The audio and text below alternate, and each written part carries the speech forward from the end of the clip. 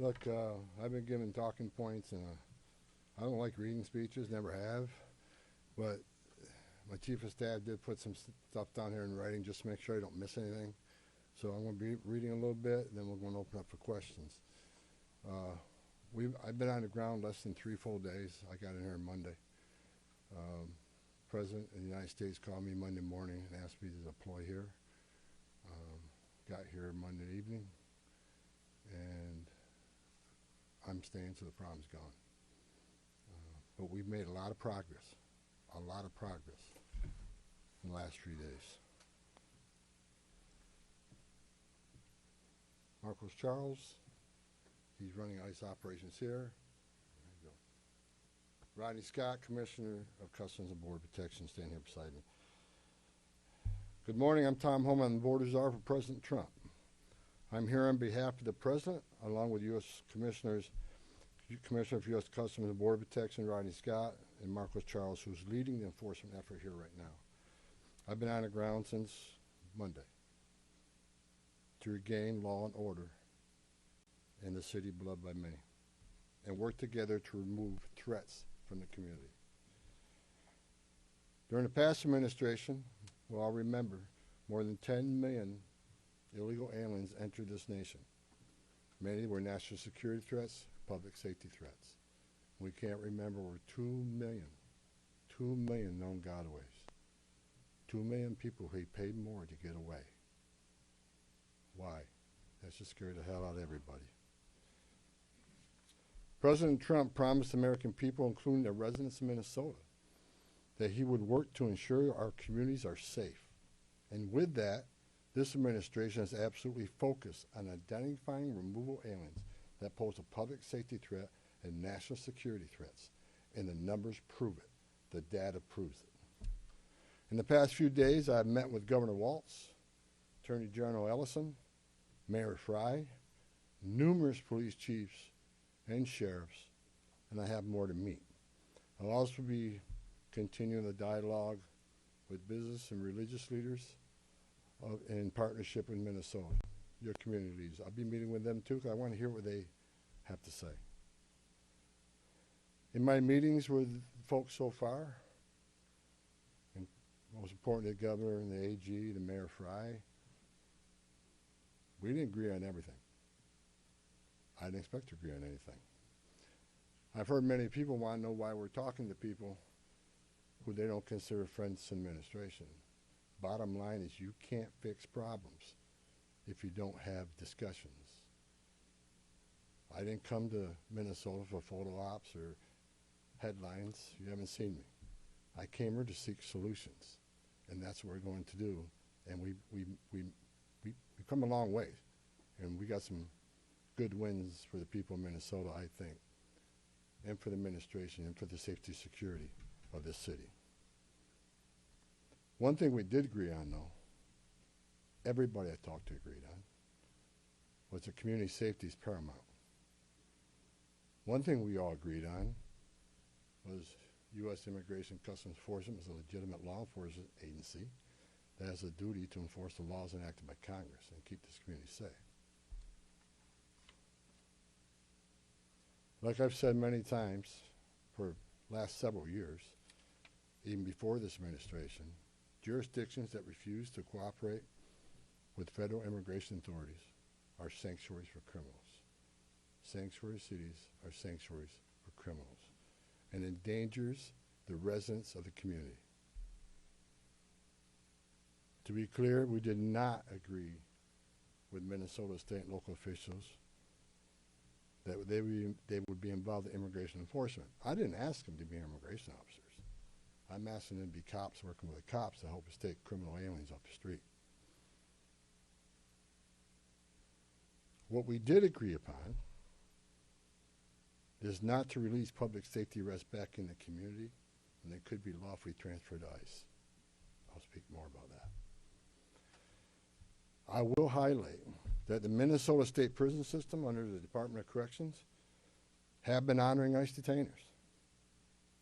And we appreciate that important collaboration, and we're going to expand upon that. That decision has made Minnesota safer, not only for residents of Minnesota, but the men and women law enforcement. Not just ICE, all law enforcement. Rather than arresting the same public safety threat, significant public safety threat over and over again, they agree to work with us to identify those people and remove them.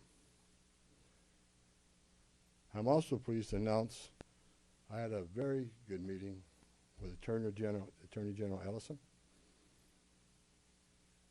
and he has clarified for me that county jails may notify ICE of the release dates of criminal public safety risks so ICE can take custody of them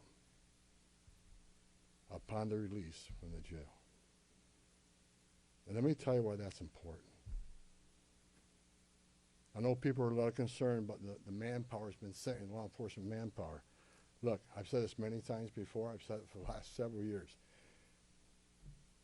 Give us access to the illegal alien public safety threat and the safety and security of a jail. It's common sense. It's safer for the community, it's safer for the agent, and it's safer for the alien. Because anything can happen on a street arrest. It just makes common sense. And for the people that argue, well, we're a welcoming community because we want victims and witnesses of crime that are here illegally to feel safe to come to police without fear they're working with ICE, we're not going to talk to the victim and witness of crime.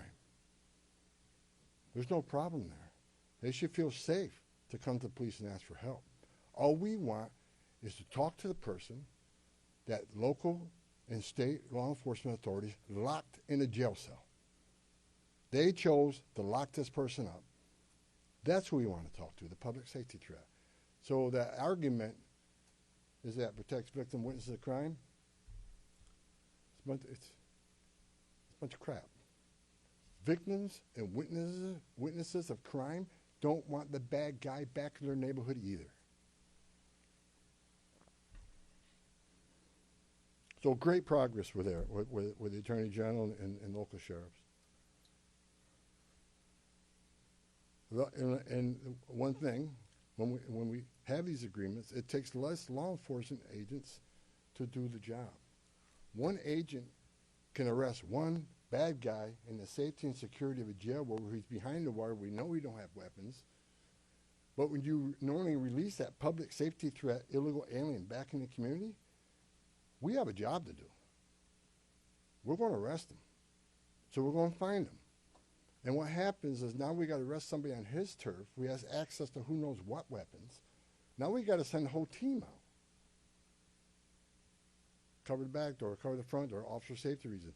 Then because of the hateful rhetoric and the attacks on ICE officers, now we got to send a security team behind the arrest team. So what could have been done with one person in a safety and security jail, now we got 15, 16 people out there doing it. I know that causes stress in the community. So if we get these agreements in place, that means less agents on the street. More agents in the jail means less agents in the street. This is common sense cooperation that allows us to draw down on the number of people we have here. Yes, I said it. Draw down the number of people here. Because we have the efficiency and safety of the jails and the prison. Matter of fact, I have staff from CBP and from ICE working on a drawdown plan. What does that look like based on the cooperation? What does that look like based on how many targets we have left to find? In my meetings with Governor Walz, A.G. Ellison, and Mayor Fry, as well as state and local law enforcement, again, I appreciate they all acknowledge that we do have federal immigration laws in this country that have been passed by Congress, and that ICE is in fact a legitimate law enforcement agency charged with enforcing those laws. We're not making this up, folks. ICE is enforcing laws enacted by Congress. They're a federal statute. That said, I'm not here because the federal government has carried this mission out perfectly. First thing I said to senior staff when I walked in here is what I told you earlier. I didn't come here looking for photo ops or headlines. I come here looking for solutions. I do not want to hear that everything's been done here has been perfect. Nothing's ever perfect, and anything can be improved on. And what we've been working on is making this operation safer, more efficient, by the book. The mission is going to improve because of the changes we're making internally. No agency or organization is perfect. And President Trump and I, along with others in the administration, have recognized that certain improvements could and should be made. That's exactly what I'm doing here.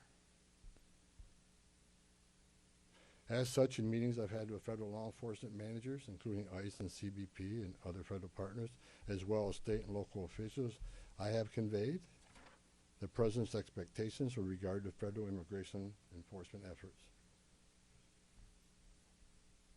We will conduct targeted enforcement operations. Targeted. What we've done for decades. When we hit the streets, we know exactly who we're looking for. Good idea where we may find them. You have a criminal history. You have their immigration history. A lot of information about this person that we get from numerous databases out there. Targeted, strategic enforcement operations. That's traditionally been the case, and that's where we're going. That's what we're going to continue to do and improve upon that. With a prioritization on public safety threats. I want to be clear. I don't read a lot of social media. I don't read a lot of media. I don't believe half what I see. We are not surrendering the President's mission in immigration enforcement. Let's make that clear. Prioritization of criminal aliens doesn't mean that we forget about everybody else. That's just simply ridiculous. But when you have a criminal standing here and a non-criminal standing there, that criminal always should be targeted first because he's a significant concern to the safety and security of the community. By at large for decades, ICE and CBP have carried out their duties with integrity, professionalism, and compassion. That remains the expectation under President Trump, and I will, hold our agents and officers to that standard. I'm almost done, then Tom can be Tom. As far as the agitators, that said, I want to reiterate and make very clear.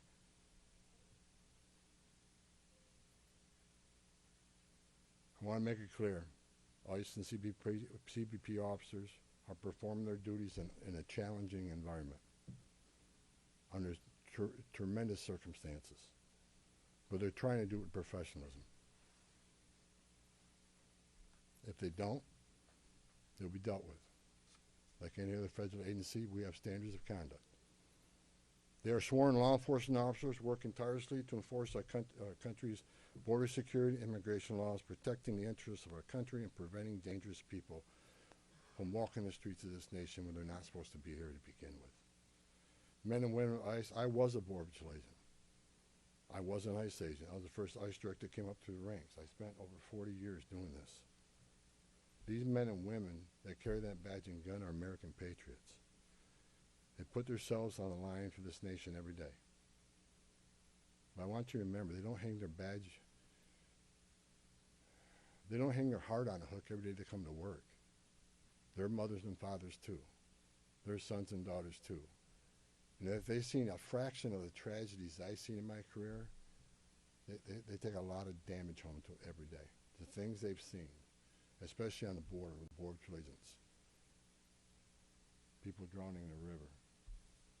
Women being raped by criminal cartels. Giving CPR to a baby that was thrown in the river by the cartels because Border Patrol came too close. So let's throw the baby in the river. That way the Border Patrol was concentrating on that so I can get away. These men and women see some terrible things. But I want you to remember, they're mothers and fathers too. Many of them are members of this community. God bless every one of them. The hostile rhetoric and dangerous threats and hate must stop. And we all agreed to that. All everybody met here today, tell you, we got to stop the rhetoric, the hateful rhetoric that has caused an increase in assaults. That has caused, because of that, having to send security teams out with arrest teams, which surge the city with additional resources because of the rhetoric, because of the threats, because of the assaults.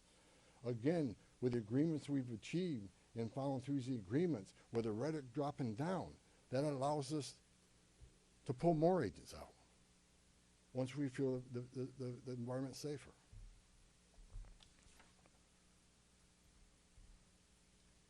I begged for the last 2 months on TV for the rhetoric to stop. I said in March, if the rhetoric didn't stop, there was going to be bloodshed. And there has been. I wish I wasn't right. I don't want to see anybody die. Not officers, not members of the community, and not the targets of our operations.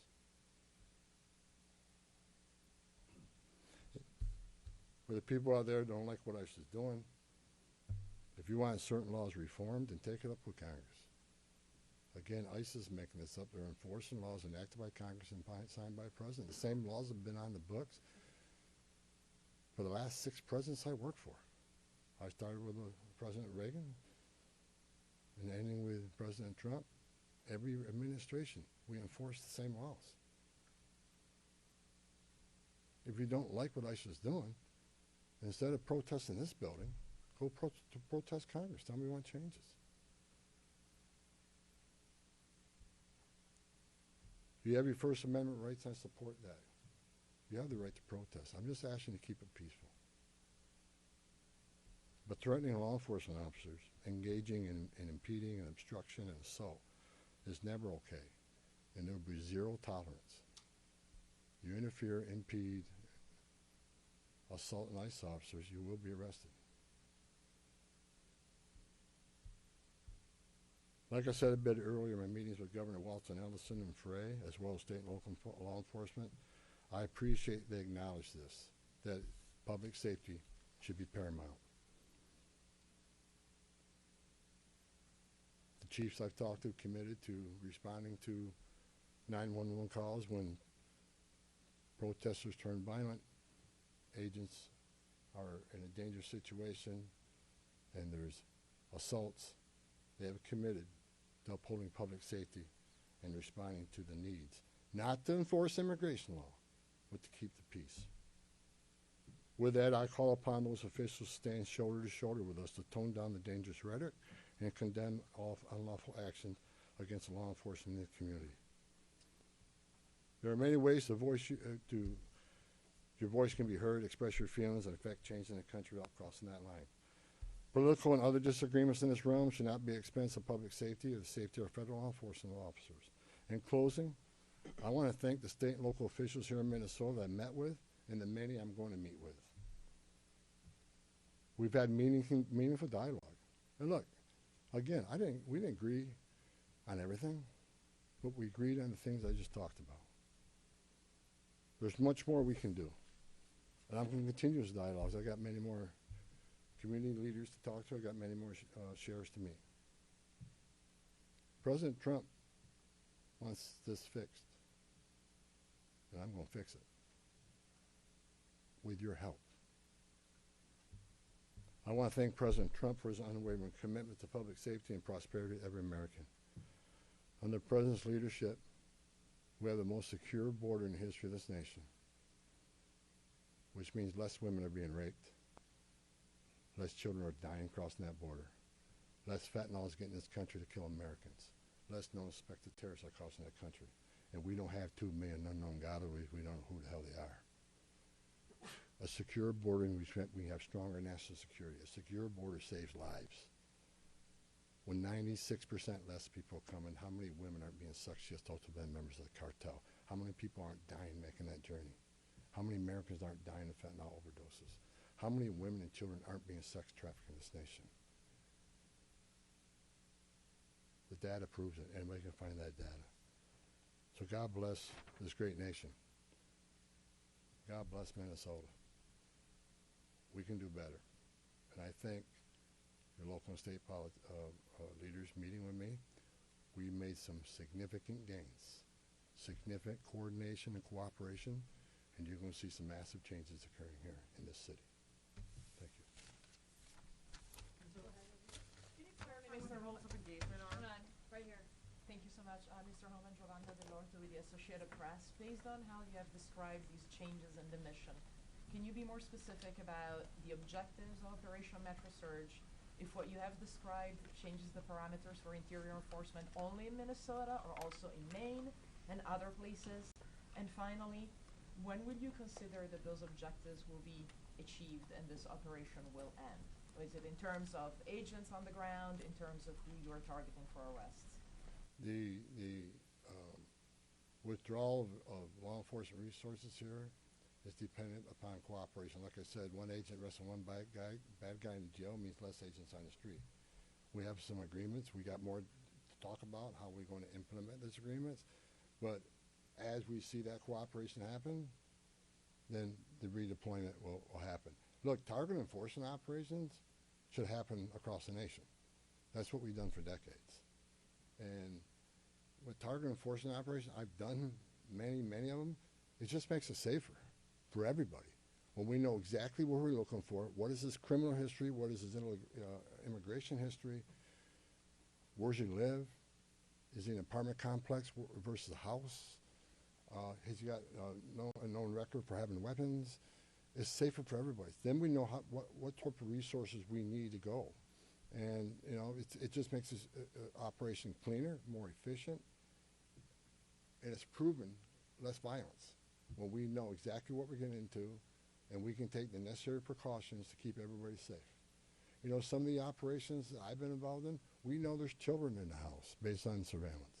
So we know you got to be a little bit different when you go into the house because there's going to be children present. So target enforcement operations, the way we've always done it, I think we got away from a little bit. And we're going to make sure we do target enforcement operations. And look, I will say it again, we are not surrendering our mission at all. We're just doing it smarter. Shimon Prokopez from CNN. Mr. Homan, how did we get here in terms of, you had Greg Bovino, who was the face of this immigration operation, the mission, as you say, to having border patrol agents in the interior of this country, stopping U.S. citizens, asking them for ID, creating this fear in places like Chicago and now here. And then finally, it took really the death of Alex Petty for us to get here. How did that happen? Who made the decisions to allow this kind of operation to proceed in this way and to create such fear? Well, look, the Border Patrol, last 4 years under Joe Biden, we had an open border where 10, 12,000 people a day are coming across the border. Border Patrol got overwhelmed, which means we sent thousands of ICE agents down there to help deal with that humanitarian crisis, to help secure the border. Now we have millions of people released in this nation, many unvetted. Now we got to find them. Before the big, beautiful bill, we had a total just under 5,000 deportation officers to look for millions of people, many in public safety threats. So yes, we needed Border Patrol to come and help on our mission now. And reason for the massive deployment is because of the threats, because of the violence. Our officers need to be protected. If I'm on an operation, an arrest team, I'm going to a house, I got to be busy with that guy, the dangerous guy, and I can't keep looking over my shoulder at what's happening outside the house. So we brought extra resources in to provide that security. And as I said, as we drill down on these great agreements we got and this great understanding we have means less. So we can draw down those resources. When the violence decreases, we can draw down those resources. But based on the discussions I've had with the governor and the AG, we can start drawing down those resources as far as those looking for public safety threats being released, and do it in the jail with much less people. So the drawdown is going to happen based on these agreements. But the drawdown can happen even more if the hateful rhetoric and the impediment and interference will stop. So Border Patrol, I was a Border Patrol agent. These men and women are patriots. God bless them. They're here to help us. And the drawdown will come soon, depending on when this actually, I see this in play. But the agreements to have a loan is going to cause a significant drawdown. So you're going to see a drawdown. Just on a personal, Go ahead, Ben. you've been doing this Ben, for go 40 ahead. years. Just Tom a Homan. follow-up. Ben, go ahead. No, First off, Ben Burkbaum, Real America's Voice News. On behalf of the American people, I just want to say thank you to you and to all of the agents that are putting their lives on the line to go after the people that were allowed in the last administration. We watched that happen in the media, the honest media, covered up by many of the media that are behind me. We want to say thank you, and to all the men and women that are out there. Can you talk to us about what's being done with the leadership on these signal chats, on these WhatsApp chats that are organizing the attacks against you, the obstruction against you? Are we going to be arresting those individuals as well? And to the folks out there in America that voted for this, that want mass deportations because they saw a mass invasion under Joe Biden, what would you say to them? How are we going to get to that point? Well, first of all, about the organization and the funding of the attacks on ICE. I'm not going to answer a lot about that because I'm not going to show our hand, but they'll be held accountable. Justice is coming. Again, we got to all remember why the question from CNN, why are we here? What started this? 4 years of an open border where millions of people are let in this country unvetted. Remember, let's not forget, for 4 years, we were told the border's secure. 4 years, we were told the border's secure. And we all knew it wasn't. And I want this to be a positive thing we're doing here today. I also want to remember the politicians are continually attacking us. Where were they the last 4 years when the number of women and children sex trafficking went all-time high? Where were they when 250,000 Americans died from fentanyl coming across the border? Where were they when women and children are dying making that journey? Where were they when over 4,000 aliens making that journey died, historic record? Where were they? Not a word.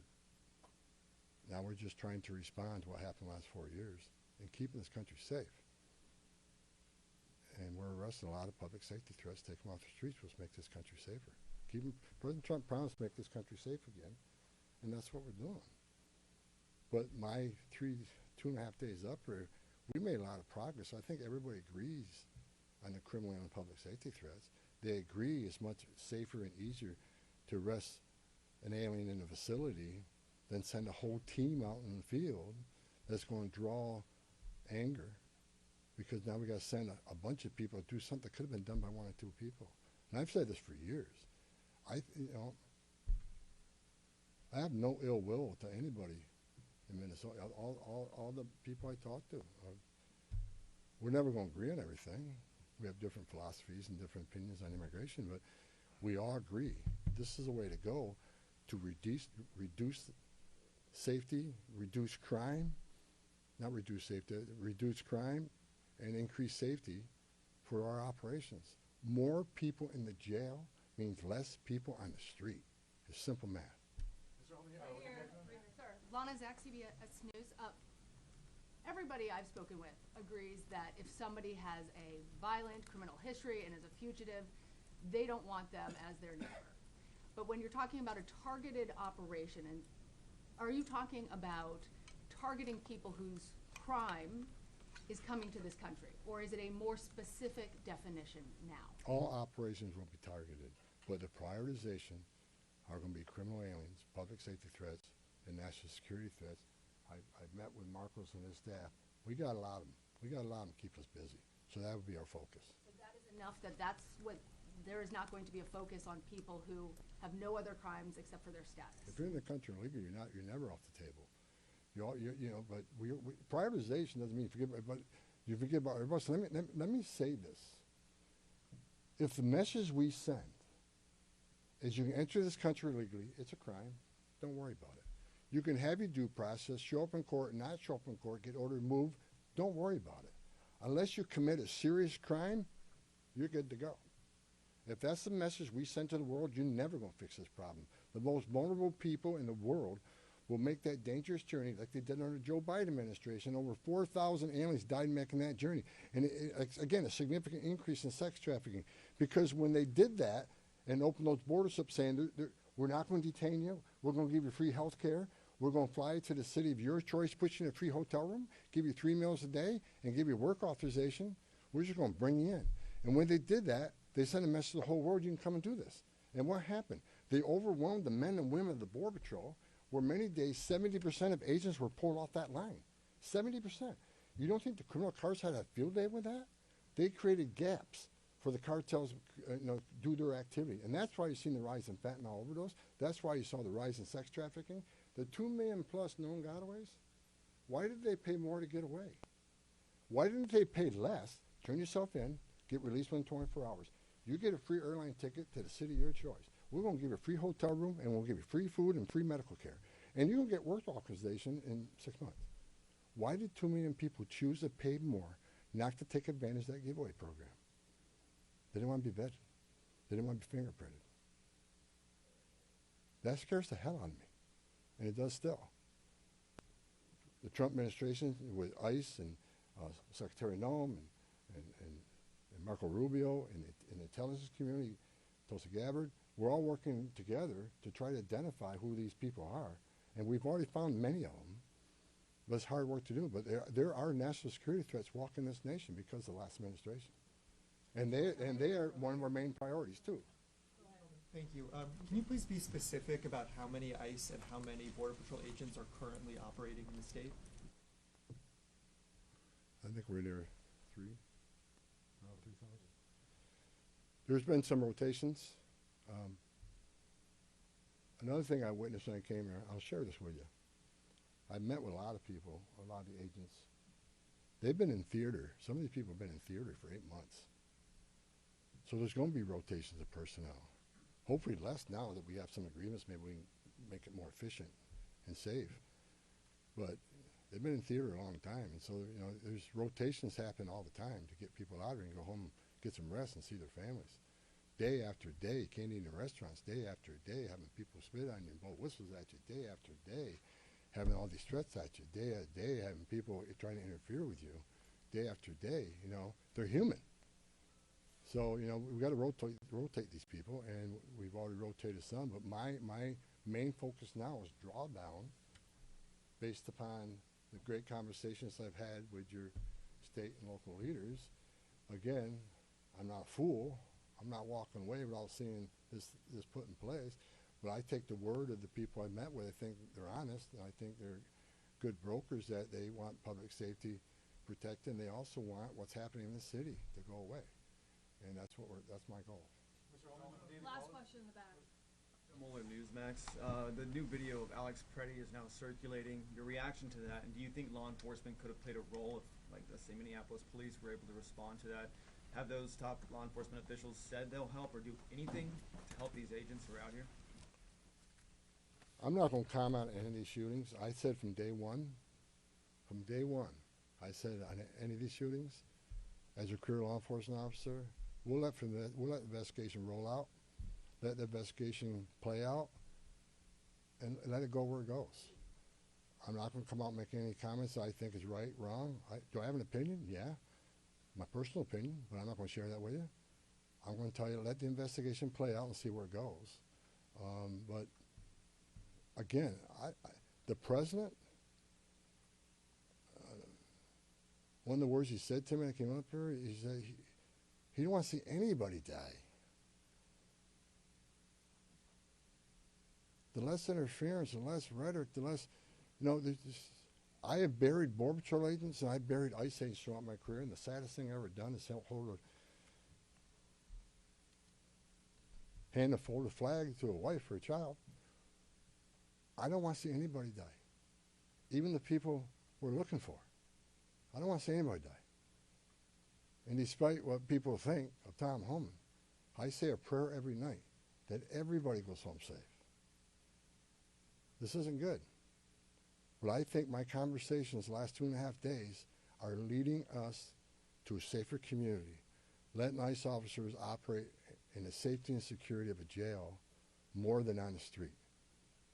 I think anybody here with common sense would say it's safer to arrest a public safety threat in the safety and security of a jail. And let me tell you, what is that going to result in? Less collateral arrests. When we go find that bad guy, when we find that bad guy, many times it's with others. Well, guess what? They're in the country illegally. We're going to force immigration law. They're coming too. You want less collateral arrest? Let's in the jail. But we're going to force immigration law. For the people to say we're here to surrender our authority and the mission of enforcing immigration law, you are wrong. We're going to do targeted enforcement operations, and we're going to prioritize the public safety threats and national security threats. That is what we're here to do.